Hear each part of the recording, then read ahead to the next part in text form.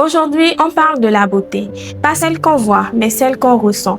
Celle qui se lit dans un regard, dans une attitude, dans la manière d'être soi. Avec notre invité du jour, on va échanger sur la beauté sous toutes ses dimensions. Sur ce lien invisible entre la beauté et la confiance, notre invité va nous partager son vécu et peut-être que dans son histoire, vous vous identifierez à elle. Bonjour Ali, comment tu vas? Je vais bien, merci. Dieu fait grâce. Et toi? Ça va. Est-ce que tu peux te présenter un tout petit peu à nous? Walia Kligali, esthéticienne, spécialiste en beauté, maquilleuse et touche à tout. Ok. On parle souvent de la beauté comme une apparence. Mais moi, je crois que c'est au-delà de l'apparence. Je pense vraiment que la beauté, c'est au-delà de l'apparence parce que nous avons la beauté qu'on voit comme ça, avec les yeux, avec nos yeux, l'un envers l'autre. Et nous avons cette beauté-là qui n'est pas tout de suite percevable à travers les yeux, c'est-à-dire la beauté intérieure. Celle-là qu'on ne perçoit pas, mais qui se retransmet quand même à l'extérieur. C'est une manière de dire, quand il y a la beauté intérieure, assurément à 90%, la beauté extérieure est là. Est-ce que le contraire, c'est possible? Le contraire est possible, mais il est rare. Extérieur, beau, belle, mais intérieurement vide. Parce que tout ce qui brille n'est pas de l'or, comme on le dit. Il peut arriver de tomber sur des personnes physiquement très belles, avec une beauté vraiment incroyable, comme on le dit, mais qui n'ont pas de personnalité, qui n'ont pas de caractère, qui ne dégagent rien, qui sont vides, si je peux le dire ainsi. Mais qu'on croise comme ça, qui sont des personnes vraiment belles ou beaux. Ok, d'accord. Donc, tu as parlé de la beauté comme ce qu'on dégage. D'accord. Est-ce que tu penses qu'il y a un rapport entre la beauté et la confiance? Est-ce que la confiance fait naître la beauté ou c'est la beauté qui fait naître la confiance?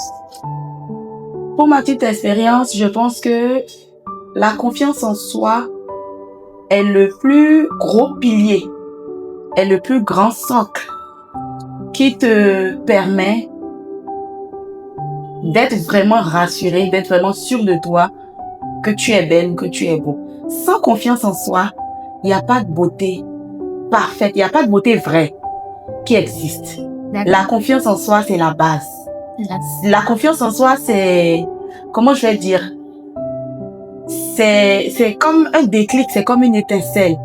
C'est le genre de chose qui te fait voir la beauté même quand il n'y a pas de beauté en fait. C'est-à-dire même quand tout le monde dit tu n'es pas beau, c'est pas beau. Cette confiance en soi là, c'est comme une petite voix qui te dit mais non, t'es magnifique en fait.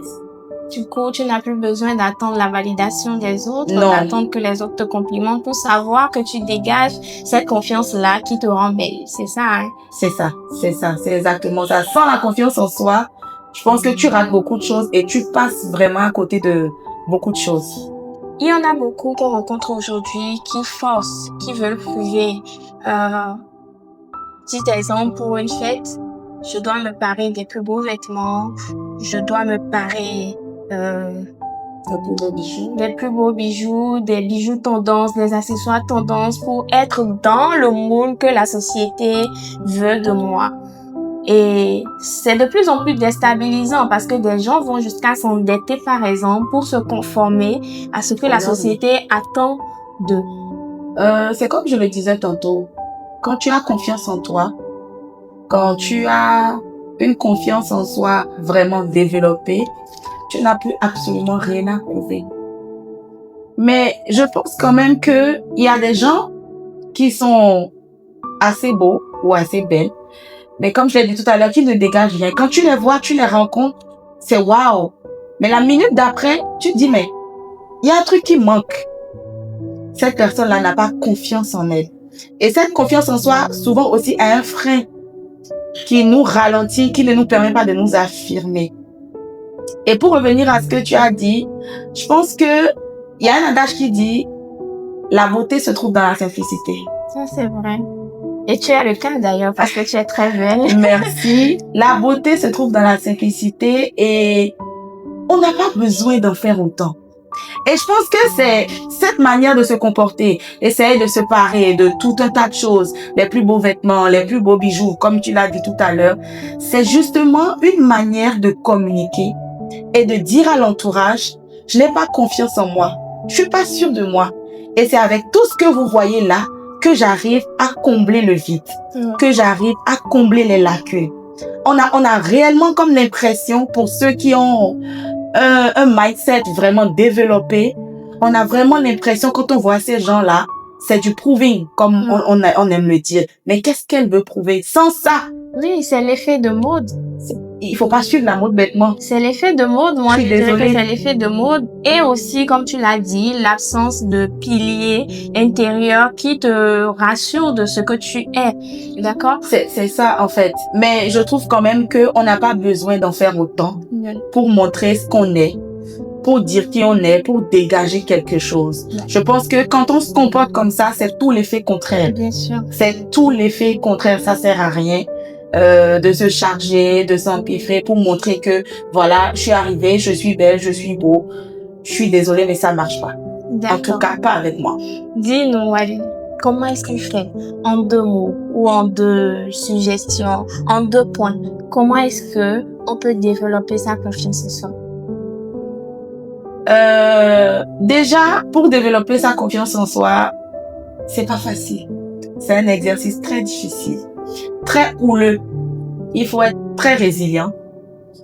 Il faut travailler sur soi-même. C'est un travail de ouf, c'est un travail de fond. Il faut faire des choses spéciales. Faut pas faire ce que tout le monde fait. Quand tu veux travailler sur toi-même, sur ton développement personnel, comme on le dit, quand tu veux travailler sur ta confiance en soi, tu dois d'abord travailler sur toi-même. Parce que toi-même, c'est pas la confiance. La confiance en soi, c'est autre chose. Toi-même, ta personne, travailler sur ta personnalité. T'instruire, par exemple. Te cultiver. Ça, c'est très important. Lire. Revoir les fréquentations. Parce que ça sert à rien de se mettre dans des choses qui ne t'apportent rien.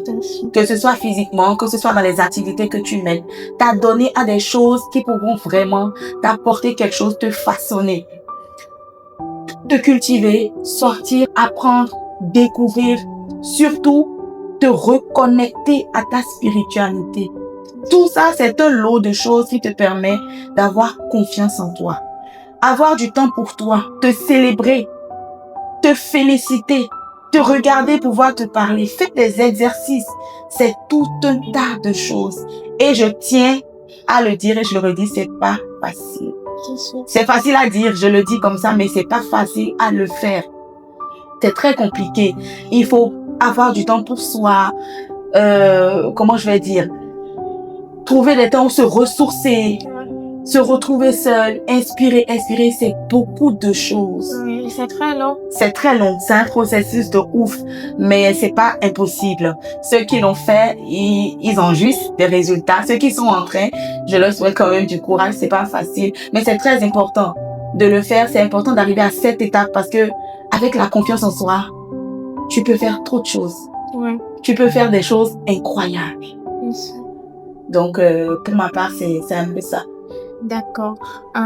Tu as ressenti le mot étape tout à l'heure. La confiance en soi, c'est étape par étape. À 15 ans, on n'a pas la même vision de sa beauté, de soi-même. À 20 ans, c'est tout autre chose. À 30 ans, à 45 ans, c'est tout autre chose.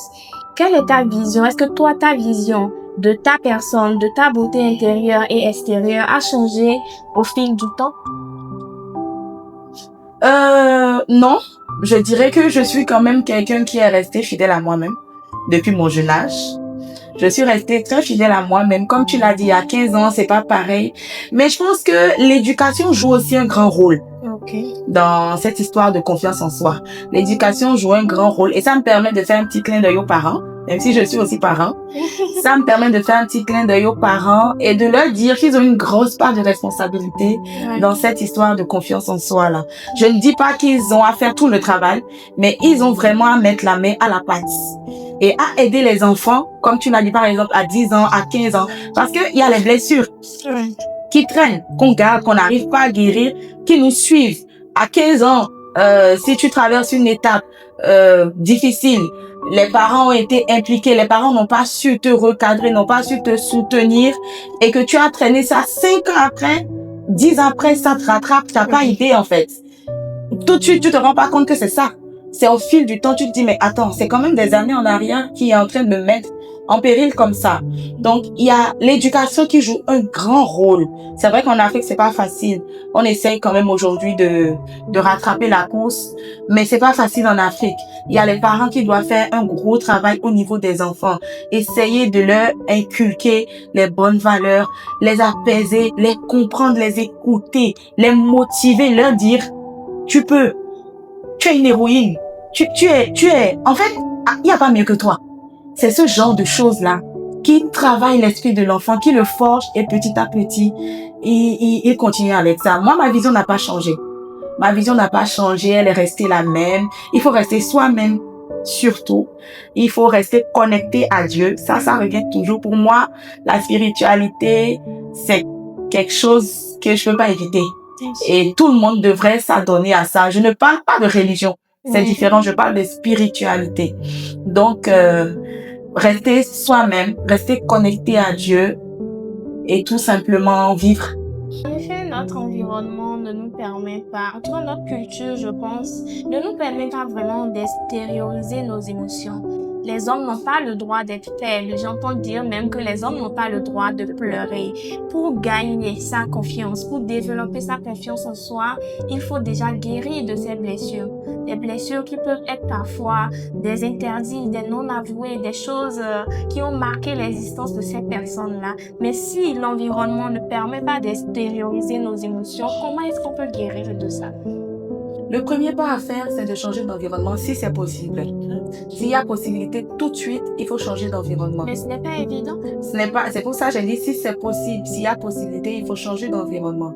Parce que c'est cet environnement-là, les personnes autour de toi, l'entourage, qui te permettront d'avancer, qui te soutiendront d'une manière ou d'une autre. Parce que forcément que si tu es dans un cadre où tout le monde est contre toi, c'est difficile, c'est quasi impossible. Mais dans le cas où c'est pas possible, je vais revenir encore et encore à la spiritualité. Il n'y a que Dieu qui soutient. Même si Dieu ne descend pas et qu'il passe par les hommes, il n'y a que Dieu qui soutient, il n'y a que Dieu qui fortifie.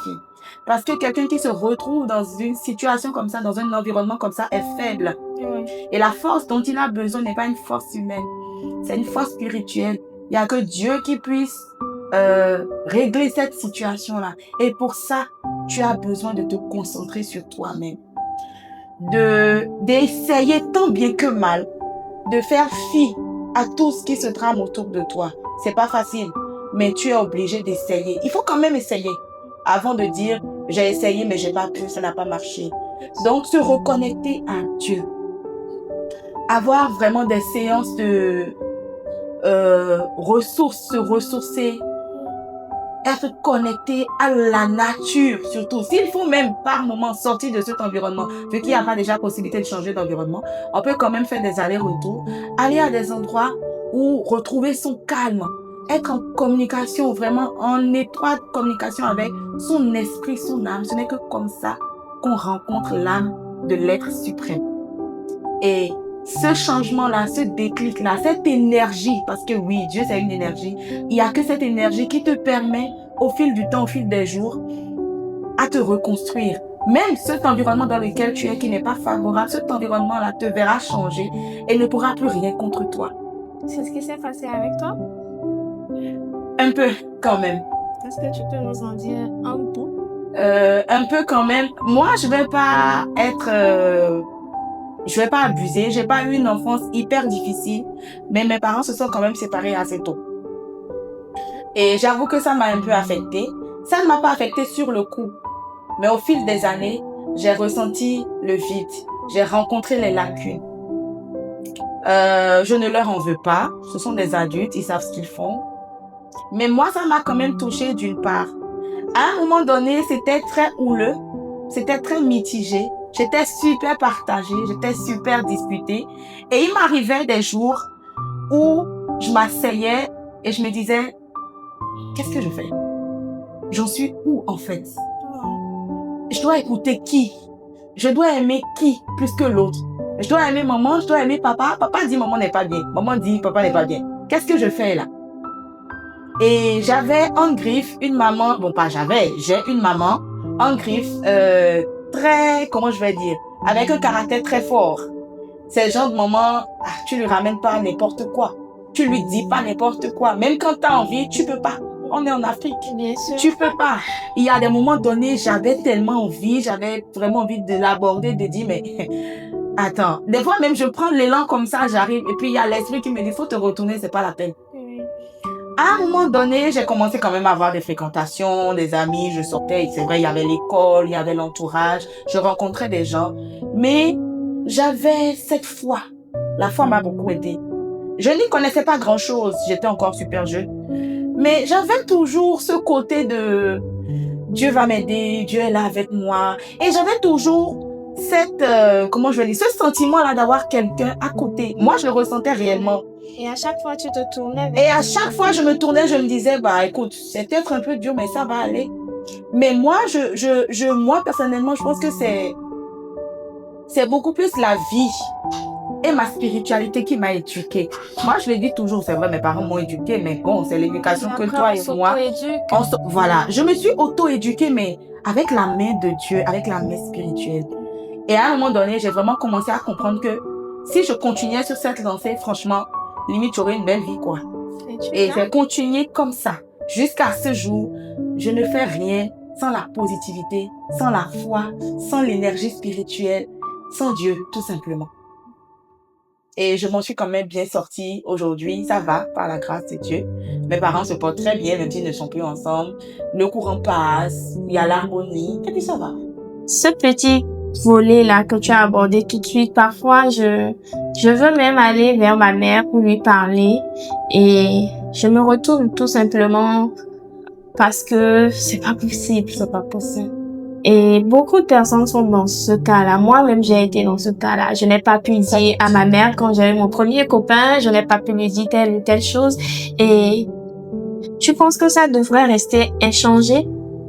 C'est vrai qu'aujourd'hui, avec l'avènement des réseaux, des technologies et tout, on se parle un peu plus, mais on ne touche pas ce qui est intérieur.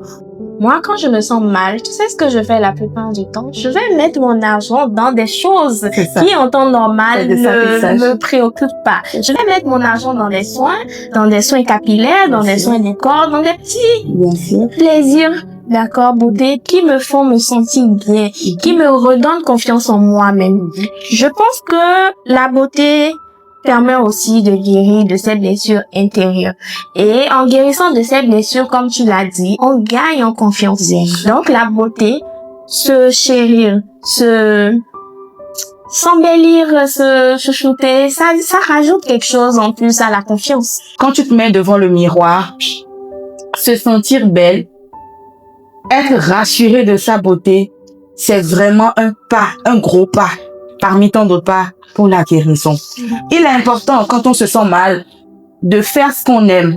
Déjà, de profiter de la vie, de façon terre à terre, de faire ce qu'on aime, sortir, se changer les idées, changer d'air et tout, mais aussi prendre soin de soi.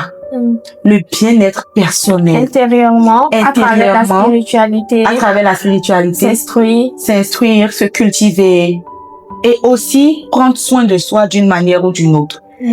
Faire du sport, marcher, écouter de la musique, aller refaire sa coiffure, faire sa manucure, se maquiller. Moi, par exemple, il y a des jours où je me réveille, même si c'est pas tous les jours, où je me maquille, je sors pas, je me maquille, je me sape correctement. Je vais chez un photographe et je me fais une séance photo. C'est pas mon anniversaire, c'est rien, il n'y a pas d'occasion. Mais s'il y a une occasion, je me célèbre. Je suis pas n'importe qui. Je suis une reine, je suis magnifique. Donc j'ai le droit de me célébrer. Le photographe qui me dit, mais c'est pour votre... Je dis non, c'est pas pour mon anniversaire. Mon anniversaire, c'est encore dans longtemps. Mais je veux que tu me fasses de belles photos parce que j'ai envie de regarder cette photo-là et de parler à cette photo-là et de dire, mais regarde ce que tu es devenu. Se sentir belle, c'est quelque chose. Se regarder dans le miroir et se parler à soi-même. Voir la beauté là où peut-être les autres ne le voient pas. Se regarder, se dire, mais j'ai un beau nez. Le nez qu'ils ont l'habitude de critiquer, mais mon nez, il est magnifique. Ce nez-là, il me coûterait des $. Mais j'ai de beaux yeux. Oui. Ça, c'est chercher à guérir. C'est construire la guérison. Du coup, la beauté est quand même un gros point, un point vraiment important dans le processus de la guérison. Il faut savoir prendre soin de soi, avec de petites choses, même à la maison, sans toutefois sortir, même si c'est pas pour aller faire ses cheveux, se maquiller, faire sa manucure, même à la maison, se faire de petits soins, de petits gommages devant le miroir, nettoyer ses ongles, se parfumer. Moi, je me parfume même la nuit avant de dormir. Aïe. Et comme ma fille qui me dit, mais maman, pourquoi tu te parfumes, tu veux dormir? Je dis, mais ton problème, il est où? Je dois sentir bon pour moi-même. Oui, c'est ça. Même s'il y a personne à côté, moi, je sais pas, mais tu ne peux pas comprendre ce que ça me fait de me parfumer. C'est ça. Moi, je me maquille à la maison, je sors pas. Je me maquille et je regarde la télé. Ouais. Juste parce que j'ai envie de me sentir comme ça. C'est ce qui me fait me sentir bien. C'est une thérapie, en fait. Ça ne s'explique pas. Ça se vit. Les femmes doivent pouvoir gravir cet échelon-là. Comprendre que j'ai le droit de me faire belle. Déjà, je suis belle. Je suis magnifique. Maintenant, il faut que je fasse les choses vraiment pour me rassurer que oui, maman, je suis belle. Donc, c'est très important. Quoi qu'en soient les moyens, débrouillez-vous pour assurer votre bien-être. Sortez, profitez de la vie, faites du sport, lisez, rencontrez des gens, travaillez surtout. Ah, c'est très important de travailler. Quand on ne travaille pas aussi, ça diminue la beauté. Désolée de le dire comme ça, mais c'est le cas. Travailler, faire ce qu'on aime. Parce que quand tu fais ce que tu aimes, tu n'as plus à travailler. Tu fais juste ce que tu aimes, en fait. Donc, travailler, dans ton travail aussi, tu t'épanouis, en fait. Et ce travail-là, quand même, te permet d'avoir quelque chose en retour, qui te permet aussi, toi, en retour, de prendre soin de toi. Et voilà. D'autres femmes se lancent dans le parcours de l'entrepreneuriat, peut-être, et sont confrontées à des obstacles tout de suite. Elles se découragent, tout simplement parce que la visualisation qu'on leur donne de l'entrepreneuriat, de la réussite, du travail, n'est pas si acharnée que ce qu'elle devrait être. Tu vois? Et ça a un impact parce que beaucoup de gens ont commencé beaucoup de choses qu'ils ont laissées tout simplement parce que Juliette a fait le même parcours, mais peut-être ne nous a pas montré ces obstacles-là. Et quand moi je commence et que ça commence pas à chauffer, je me dis, mais c'est moi, ça va pas chez moi, ça ne marche pas pour moi, c'est moi qui ai un problème. Les réseaux sociaux, tout ce qui brille n'est pas de l'or. Les réseaux sociaux ne nous montrent que ce qu'on a envie de voir. Seuls les vrais ne nous montrent pas ce qu'on a envie de voir. Seuls les vrais nous montrent le vrai. Et les vrais dont je parle sont à compter du bout des doigts. Les réseaux sociaux ne nous montrent que ce qu'on a envie de voir, que ce qu'on devrait voir. C'est pour ça que je parle toujours de tête sur les épaules. Personnalité bien ancrée. Quand tu te connais, que tu sais d'où tu viens et que tu sais où tu vas, tu sais que ce que tu es en train de voir n'est pas tout ce qu'on devrait te montrer. C'est comme un film divisé en 100 séances ou en 1000 séquences, pardon. C'est comme un film divisé en 1000 séquences et on ne t'en montre que 500. Et on garde les 500 restants. Tu connais les 500 restants? Les 500 restants, c'est ce que toi tu vis en fait, que la personne a vécu, mais qui ne veut juste pas te montrer en fait, parce qu'il veut te frustrer.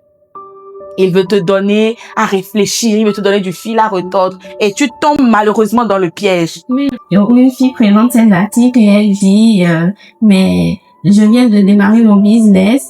Est-ce que c'est cette façon-là que l'entrepreneuriat, les gens s'achètent des voitures et tout. Moi, je viens à peine d'acheter un petit coca. J'ai déjà des bons comptes dans mon solde et tout. Comment ça se passe, en fait, tu vois? Je pense qu'elle a beaucoup joué sur l'ironie, mais en même temps, elle est en train de passer un message qu'on comprend très bien. C'est très délicat.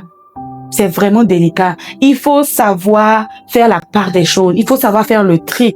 Quand tu montes là-dessus comme ça, tu prends ton téléphone, tu es sur TikTok ou tout ce que tu veux, tu dois savoir faire le tri. Qu'est-ce que j'ai envie de regarder? Là, je viens d'ouvrir mon téléphone et de prendre TikTok. J'ai pris TikTok pourquoi? Je vais chercher quoi? Qu'est-ce qui m'emmène là? Est-ce que c'est pour poster? Est-ce que je vais checker ma page, voir si j'ai de nouveaux abonnés? Voir, aujourd'hui, j'ai pas encore fait mon post de la journée. Est-ce que je vais voir la page de tel coach parce que il y a un sujet qu'elle a fait la dernière fois là, j'ai besoin d'écouter un peu. Qu'est-ce que je recherche? Il y a cette question-là qu'on doit se poser souvent. Ça nous permettra de nous orienter lorsqu'on monte sur tous les réseaux qu'on connaît en fait. Parce que c'est vraiment délicat. C'est très délicat en fait. Si tu n'as pas les reins solides, si tu n'as pas un mental d'acier, mais quand je parle d'acier, je te parle du vrai acier. Quand tu n'as pas un mental d'acier, tu passes à côté. Les réseaux sociaux vont te faire déprimer. Mais la go qui prend son nouveau business, sa nouvelle activité, et 3 mois après ou 6 mois après, elle s'achète une voiture. Elle te dit qu'elle s'est acheté une voiture. C'est ce qu'elle a dit. C'est ce qui est vrai. Moi, depuis 3 ans, j'ai pas encore pu m'acheter une voiture. T'es pas en retard. T'es pas en retard. La voiture roule en voiture. C'est rien. C'est absolument rien. C'est ce que je dis. Pas de prouver. On n'a rien à prouver. Ton collaborateur qui est en voiture, tu sais même pas s'il est entré, il n'a même pas fini de le payer. Par mois, on défale peut-être en banque. Et il ne finira, si tu sais pas faire, il finira même pas de payer. Et on va la lui prendre. Une voiture qui n'a pas fini de rouler ni de finir de payer, on la lui prend encore. Les gens vivent dans des maisons qui n'ont pas fini de construire, dans des maisons inachevées. Les gens vivent dans des locations. Location, c'est quoi? C'est pas ta maison. Tu payes par mois, le jour tu payes pas, tu sors. Bon, on cherche quoi? On montre quoi? Il faut avoir vraiment un mental fort. Si tu n'as pas un mental fort, tu vas tomber lamentablement. Tu seras frustré, tu vas déprimer, tu vas te dire, mais comment ça se fait que des gens qui ne m'arrivent même pas à la cheville, mais attends, regarde sa maison. Mais quelle maison? En fait, il y a tellement d'anguilles sous roche, il y a tellement de zones d'ombre qu'on ne nous montre pas et qu'on ne nous montrera jamais. Mais moi j'ai déjà vu des filles, honnêtement, sur les réseaux sociaux, et je me suis dit, mais attends, moi, je suis pas une femme.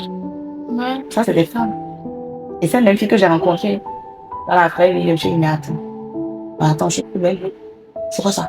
Oui, parce limite, je les ai dépassées, je les ai pas reconnues. Oui, les femmes, toi, tu en rencontres beaucoup d'ailleurs dans J'en rencontre énormément. Tu sublimes les femmes, mais ici, c'est vraiment que ne pas reconnaître cette personne que tu vois sur les réseaux, ça n'a rien à voir avec la mise en beauté, le maquillage, rien du tout. Non. Ça a à voir avec ce qu'elle incarne sur les réseaux et ce qu'elle est dans la vraie vie, c'est ça. Dans la vraie vie. C'est dommage d'en arriver là, je trouve. Parce que c'est comme je le dis, c'est toujours chercher à prouver quelque chose qu'on n'est pas. Et ne pas savoir être reconnaissant de ce que Dieu nous a fait, de ce que Dieu nous a donné. Aller jusqu'à, limite, se transformer. Parce qu'aujourd'hui, il y a l'avènement de tout. L'avènement des applications, les filtres, les chirurgies, tout ce qu'on veut. Et pour celles qui en sont capables et qui s'adonnent à ça, quand tu les vois sur les réseaux sociaux, quand même, tu doutes de toi, même en tant que femme. Honnêtement. Mais s'il t'est donné, si Dieu un jour a envie de te montrer quelque chose et que tu vas tomber sur ces mêmes femmes-là, c'est là que tu vois tout ce que tu n'avais pas vu. Tu te dis, mais attends, non, mais je rêve, je suis déjà tombée sur des femmes comme ça, je me suis dit, mais non, il y a un problème. Qu'est-ce qui n'a pas marché? C'est parce que j'ai l'habitude de voir. Le thé qui est refait, clean dans la vidéo et en live, c'est la cata, quoi. Mais malheureusement, tout le monde ne verra pas ça. Non, toutes les personnes que ça a affecté négativement ne verront pas ça et continueront jour après jour de se détruire la santé mentale au profit de personnes qui se font de l'argent ou qui s'épanouissent sur les réseaux sociaux. D'accord? Je veux boucler la boucle. D'accord? Est-ce que tu peux me dire quelque chose, d'accord, que tu n'as jamais osé dire ici? Seulement ici. N'importe quoi. Ça peut être un soupir, ça peut être un regard à la caméra, ça peut être quelque chose que tu choisis de partager avec nous. D'accord? Qui potentiellement... C'est une grosse question, ça. Une question que je devrais refuser, hein? Oui, mais prends ton temps. Et quelque chose, je vais pas dire que c'est quelque chose que je n'ai jamais osé dire, mais c'est quelque chose que je n'aime pas trop dévoiler. Quelque chose que je garde secrètement pour moi parce que j'y travaille encore. Je vais le dire de façon un peu crue, je suis malade. Je suis pas malade, j'ai à l'hôpital à l'été. C'est pas une maladie physique. Je souffre d'hypersensibilité.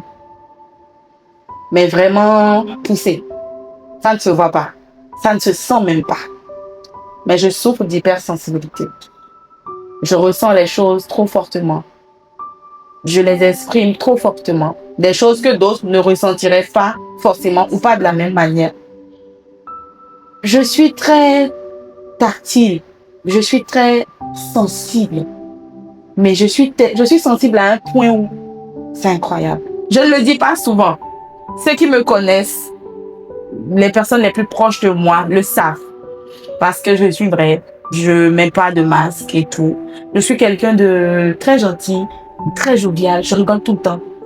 Je taquine tout le temps.